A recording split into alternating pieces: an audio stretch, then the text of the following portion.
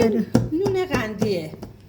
نون قندی 2 کیلو شکر، 2 کیلو آرد میگیری، نیم کیلو شکر، 5 تا تخم مرغ، بعد 1 قاشق غذاخوری خمیر مایه، بعد نیم کیلو روغن جامد یا کره محلی.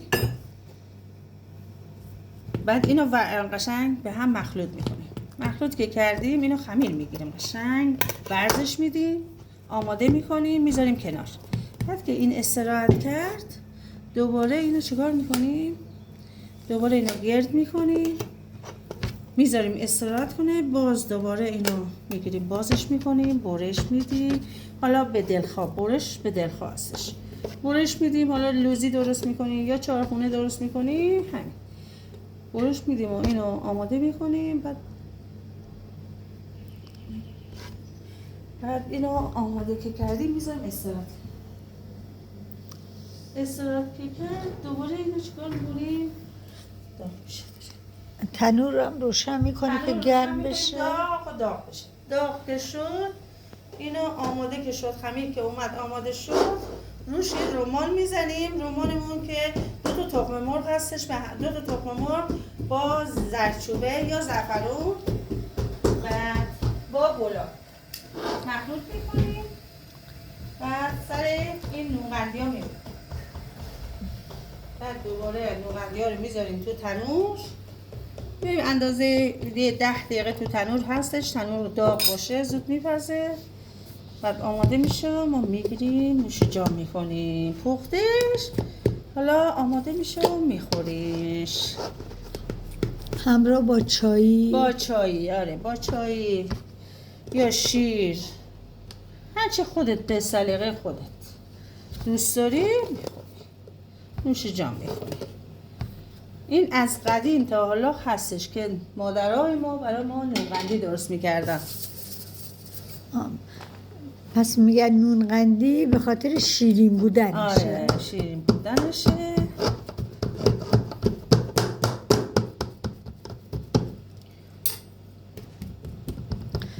چقدر زمان برای استراحت لازمه؟ 2 ساعت باید استراحت کنه. ما خمیر رو گرفتیم آماده تا بشه، تا این برز بیاد 2 ساعت طول کشید.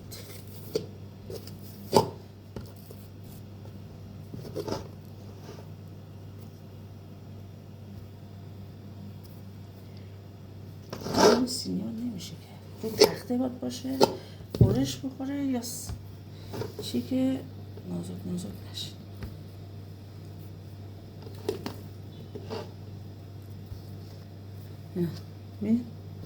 این باید کلا 4 گوش بشه که باشن خراب نشه. اینقدر باشه من دیگه بزنم. باز دوباره این چند تا دیگه هستش، 3 تا دیگه هستش. اینم از خمیره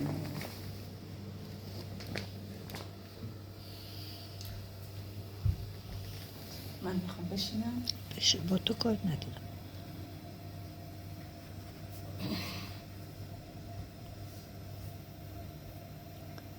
تنور داغ شد الان؟ بله.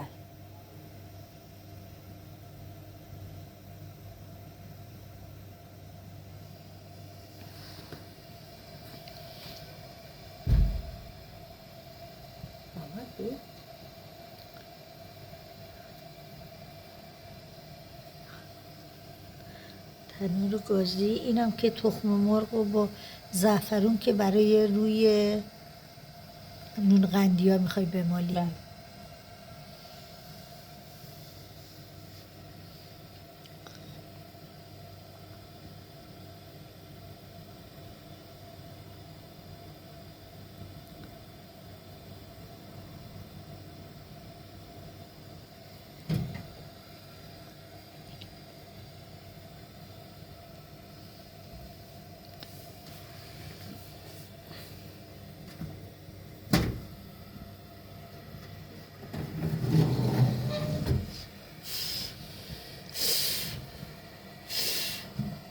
این سینی تنورم میاد بیرون که نون روش بذاری دوباره بذاری داخل.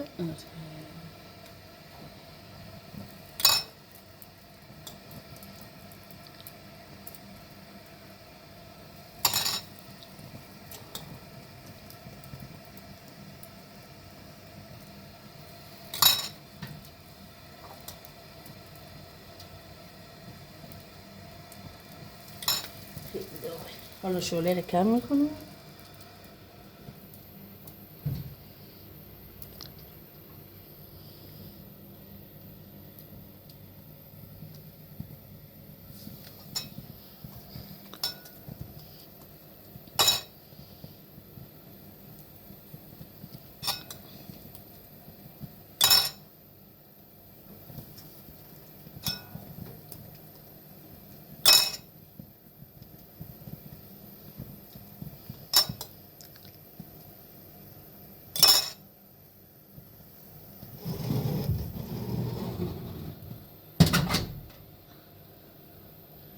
چقدر طول میکشه؟ یه 10 دقیقه. نونم آماده.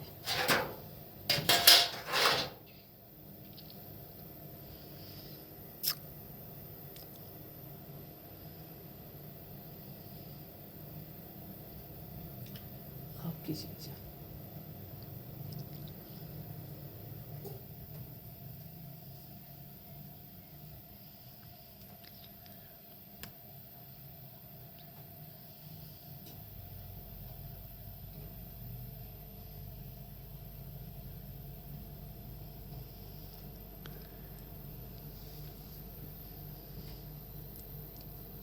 خیلی دلم میخواد الان بیام و محکم بغلت کنم ولی نمیتونم.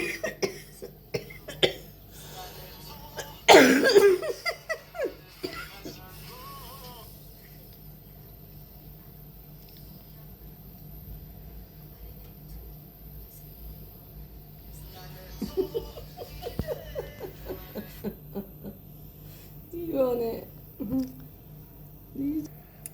چی شد؟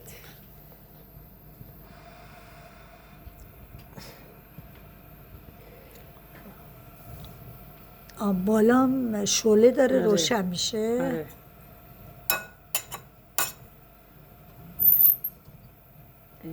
بالا شعله داره، پایین شعله داره. امشب مردم زاربره آوردن. بو عطر بو خفه تانده شده. اشکاله. جون همه چی درست کنم اگه امر نه.